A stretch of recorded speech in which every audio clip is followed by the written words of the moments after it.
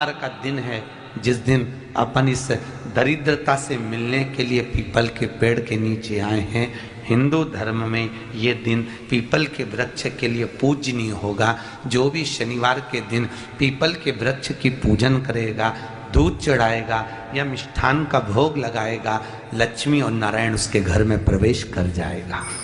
लक्ष्मी जी बोली, नारायण आपने तो एक दिन का वार लिख दिया। शंकर जी ने 7 वार बनाए हैं, रविवार, सोमवार, मंगल, बुध, गुरु, शुक्र और शनि। ये शिव जी ने बनाए।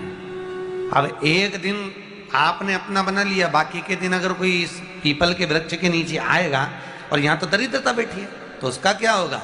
भगवान नारायण बोले, सुन दरिद्रता, तेरे से एक विनती है, अगर कोई भी मनुष्य इस पीपल के पेड़ के नीचे अगर 7 दिन में आता है और उसके हाथ में अगर कोई सामग्री होती है तो तू उसके घर में प्रवेश नहीं करेगी। नियम है पीपल के वृक्ष का, या तो पानी का लोटा लेकर जाओ, कुंकू का चोपड़ा लेकर जाओ, शक्कर लेकर जाओ, या पेड़ के नीचे चींटी को डालने के लिए आटा ले जाओ, पर खाली हाथ पीपल के वृक्ष के नीचे कभी मत जाओ, कभी नहीं जाओ। खाली हाथ जाओगे तो दरिद्रता तुम्हारे घर में प्रवेश करेगी। दरिद्रता उठकर खड़ी होकर बोली, नारायण तुमने अपनी मनमानी करी है, एक दिन मुझे भी मेरा चाहिए। भगवान ने कहा, बोल कौन सा दिन चाहिए? दरिद्रता कहती है, रविवार के दिन इस पीपल के वृक्ष के नीचे मैं दिन भर नृत्य करूं, इसमें रहूं, और जो यहाँ आए रविवार को मैं उसके घर में प्रवेश करूं। भगवान ने कहा, ठीक है। दरिद्रता, रविवार का दिन एक ऐसा दिन रहेगा जिस दिन तू इस पीपल के वृक्ष के नीचे नृत्य करेगी और जो आएगा इस पीपल के वृक्ष के नीचे तो उसके साथ प्रवेश करेगी। मैंने तुझे वर दिया। इसलिए हमारे यहाँ केवल पीपल का वृक्ष अगर दीवार में भी लग जाता है ना, किसी की फैक्ट्री की दीवार में, किसी के घर की दीवार में पीपल का वृक्ष अगर लग जाता है, पीपल का पौधा लग जाता है, उसको कितना भी तोड़ लो वो वापिस लग जाएगा। फिर तोड़ोगे फिर लग जाएगा। अगर पीपल के पौधे को तोड़ना है तो केवल रविवार का दिन एक नींबू, एक मिर्ची और बमूल का कांटा, ये 3 चीजें रखने के बाद में आधे घंटे बाद रविवार के दिन पीपल के पेड़ को उखाड़ कर फेंक दो। दूसरी बार कभी पीपल दीवार में लगता ही नहीं है, कभी नहीं लग सकता। वृक्ष को उखाड़ने का, अगर घर में पीपल लगा हुआ है या पीपल का पौधा हमारे घर में लग गया, उसको उतारना, निकालना, लगाना, तो पीपल के वृक्ष को अगर निकाला जाता है तो रविवार के दिन, और अगर पीपल के वृक्ष को कहीं लगाया जाता है तो सोमवार के दिन या मंगलवार के दिन, बुधवार के दिन, इन दिनों में लगा सकते पीपल के वृक्ष कहीं लगाना। शनिवार का दिन एक ऐसा दिन होता है जिस दिन पीपल के वृक्ष को कहीं जाकर लगाया नहीं जाता, क्योंकि शनिवार के दिन पीपल के वृक्ष के नीचे लक्ष्मी रहती है। हम अपने हाथों से अगर पीपल का वृक्ष किसी दूसरी जगह पर शनिवार को रोपित करते हैं तो हमारे घर की लक्ष्मी अपने घर से छिन्न होकर चली जाती है। इसलिए शनिवार के दिन पीपल लगाया नहीं जाता, किसी के घर जाकर उसको वापस पलटा नहीं जाता। लग गया उसको डाल। प्रभु मेरी धर्म पत्नी को कहाँ रखूं आप बताओ? वो तो जहाँ यज्ञ होता है, अनुष्ठान होता है, दान होता है, पुण्य होता है, सत्कर्म होता है, वहां जाने को तैयार नहीं। अब करूं क्या? भगवान ने बोला, एक काम करो। दुर्वासा जी बोले, जिसके यहाँ रात्रि में बर्तन झूठे पड़े रहते हो उसके घर में इस दरिद्रता को लेकर तुम प्रवेश कर जाना। जिसके यहाँ रात्रि में बर्तन झूठे पड़े हो वहां लेकर प्रवेश कर जाओ। दूसरी जगह दुर्वासा जी बोले, जो स्त्री घर में दोपहर के समय पर सो रही हो उसके घर में इसको लेकर प्रवेश कर जाइए। जो स्त्री दोपहर के समय में घर पर सो रही हो इस दरिद्रता को लेकर प्रवेश कर जाइए। तीसरा, जिसके यहाँ पर दरवाजे पर कांटे वाले पौधे लगे हों उस घर में इस दरिद्रता को लेकर प्रवेश कर जाइए। दाता और विधाता कौन कौन? दाता और विधाता, लक्ष्मी और दरिद्रता के सगे भाई हैं। कौन कौन? दाता और विधाता। दाता को फिटकरी प्रिय है, विधाता को नमक प्रिय है। ये दोनों हमेशा लक्ष्मी को और दरिद्रता को दोनों को समझाते थे, दोनों में प्रेम बढ़ाते थे।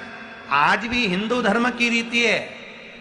यहां तो ठीक है, जिसके यहां पर भी अगर थोड़ी सी भी परेशानी होती है, थोड़ा सा क्लेश होता है, अशांति होती है, लक्ष्मी नहीं टिक रही हो, काम नहीं बन रहे हो, बहुत प्रयास करा जा रहा हो और हमारा कार्य नहीं होता, तो क्या करते हैं? फिटकरी और नमक को पानी में डाल देते हैं और घर में पोछा लगा देते हैं। आप लोगों ने आजकल फेसबुक पे भी पढ़ा होगा, व्हाट्सएप पे भी पढ़ा होगा। तो क्यों लिखा उसमें? उसका कारण ही केवल इतना है कि दाता और विधाता की प्रियता उसमें।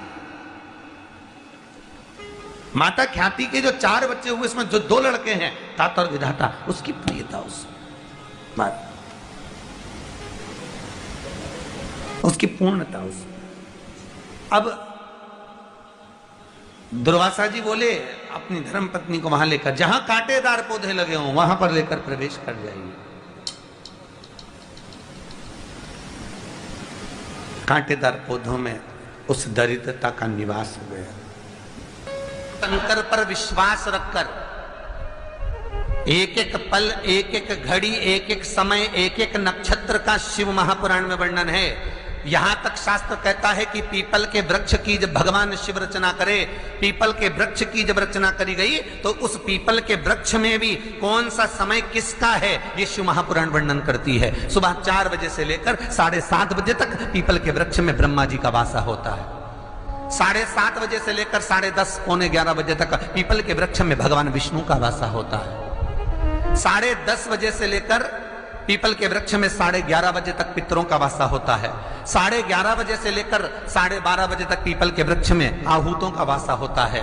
12:30 बजे से लेकर शाम को 4 बजे तक पीपल के वृक्ष में वासुकों का वासा होता है। 4 बजे से लेकर शाम को 7:30 बजे तक पीपल के वृक्ष में शंकर का वासा होता है। 7:30 बजे से लेकर 9:30 बजे तक पीपल के वृक्ष में कुबेर का वासा होता है। 9:30 बजे से लेकर फिर कुबेर के वृक्ष में अन्य देवों का वासा चालू हो जाता है। इसलिए हमारा हिंदू धर्म कहता है, हमारे शास्त्र कहते हैं कि पीपल के वृक्ष को जब पूजा जाता है, पीपल के वृक्ष की जब पूजन करी जाती है तो सुबह 10:30, 11, ज्यादा से ज्यादा 11:30, ज्यादा से ज्यादा 12, उसके पहले पीपल के वृक्ष की पूजन कर लेना चाहिए। क्यों? क्योंकि 11:30 बजे से लेकर 12:30 बजे तक पीपल के वृक्ष में पितरों का वासा रहता है, आहूतों का वासा रहता है, फिर वासुकों का वासा आता है। पितृ किसको कहते हैं?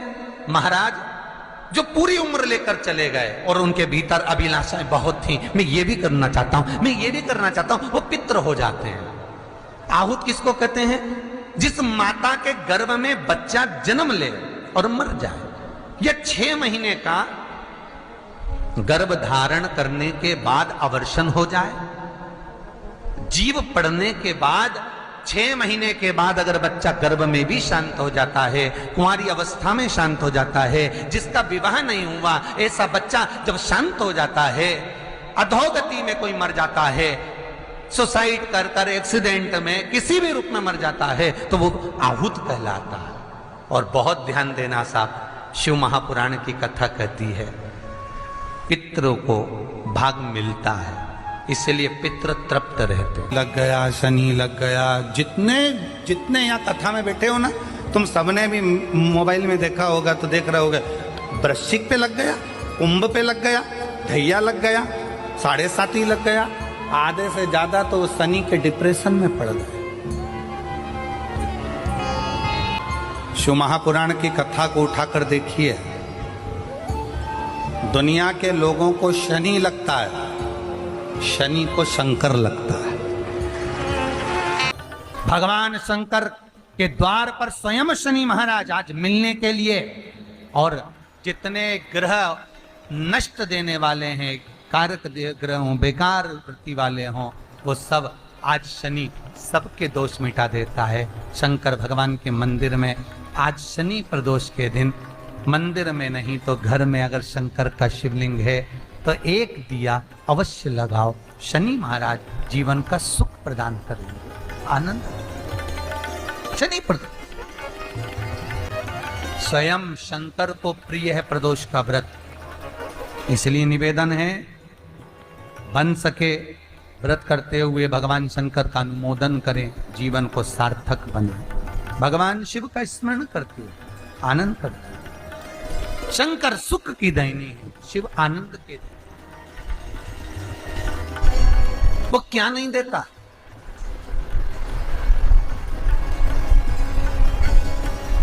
क्या नहीं देता? अगर कोई है तो शंकर है। भगवान कृष्ण के यहाँ जब 16,108 रानियों से संतान नहीं हुई तो पुत्र देने वाला अगर कोई है तो शंकर है। क्या नहीं दे। और भगवान राम और कृष्ण को यदि परम धाम जाना भी है, राम और कृष्ण को अगर परम धाम की ओर जाना भी है और उनको अब कहना है कि अब तुम्हें प्राण छोड़ना पड़ेगा, तो मृत्यु का निमंत्रण देने वाला भी शंकर ही है, शिव।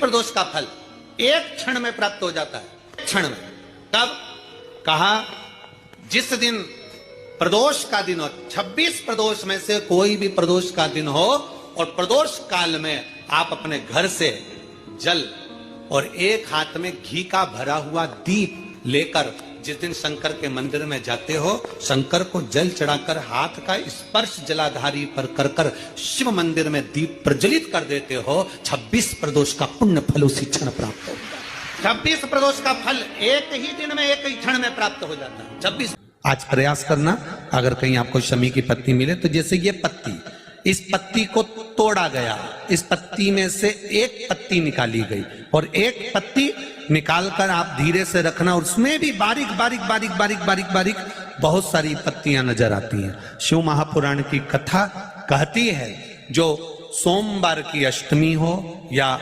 प्रदोष का व्रत हो या 12 महीने की शिवरात्रि हो या किसी भी दिन प्रदोष काल के अंतर्गत शंकर भगवान को एक शमी का पत्ता कोई भूलवश भी समर्पित कर देता है, तो जितनी एक पत्ती में पत्तियां होती है और उस पत्ती के अंदर भी एक पत्ती को तोड़ने के बाद जितनी पत्तियां होती है, उतने जन्म मृत्यु लोक में मनुष्य के नहीं होते। 84 लाख योनियों में से वो योनियां कट जाती हैं और देव योनि प्राप्त हो जाए। एक शमी पत्र की इतनी महत्वता है।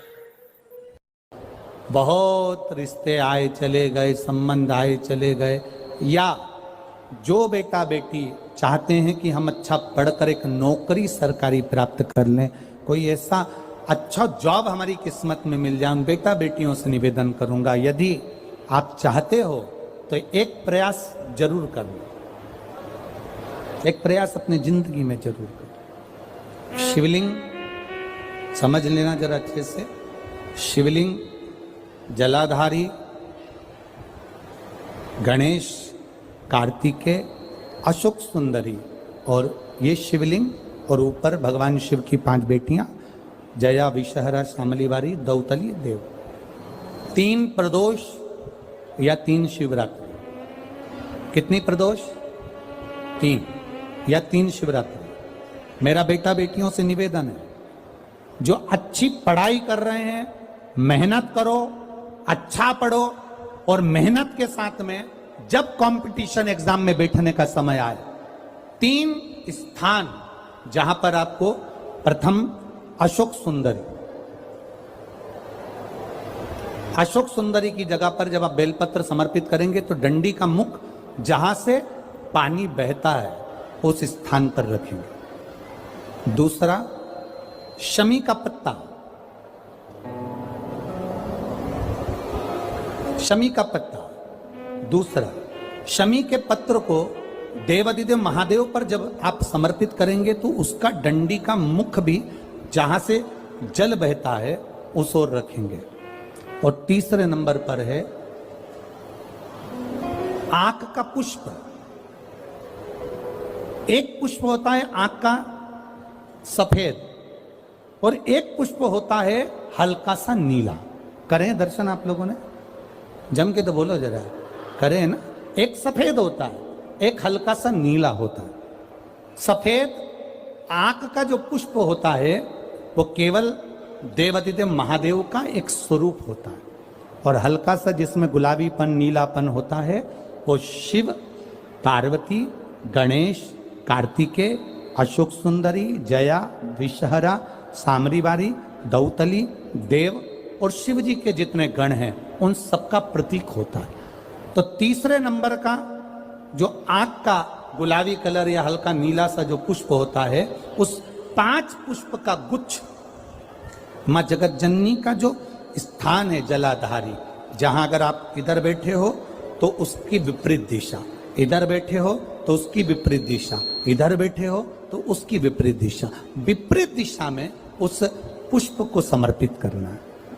अच्छी पढ़ाई करो, अच्छी मेहनत करो, और मेहनत के साथ में जब कंपटीशन एग्जाम के लिए जा रहे हो, उस जगह पर सीए की पढ़ाई भी कर रहे हो, चाहे किसी भी पढ़ाई में लगे हो, मेहनत के साथ में बाबा देवादिदेव महादेव को 3 प्रदोष या 3 शिवरात्रि आप दिल से बाबा को समर्पित कर कर, बाबा से प्रार्थना कर कर अशोक सुंदरी पर चढ़ाई हुई बेलपत्र को वापिस लेकर आइए। जिस विद्या स्थल पर आप पढ़ाई करते हो, जिस कमरे में आप रहते हो, वहां उस बेलपत्र को 3 प्रदोष की या 3 शिवरात्रि की बेलपत्र रखिए।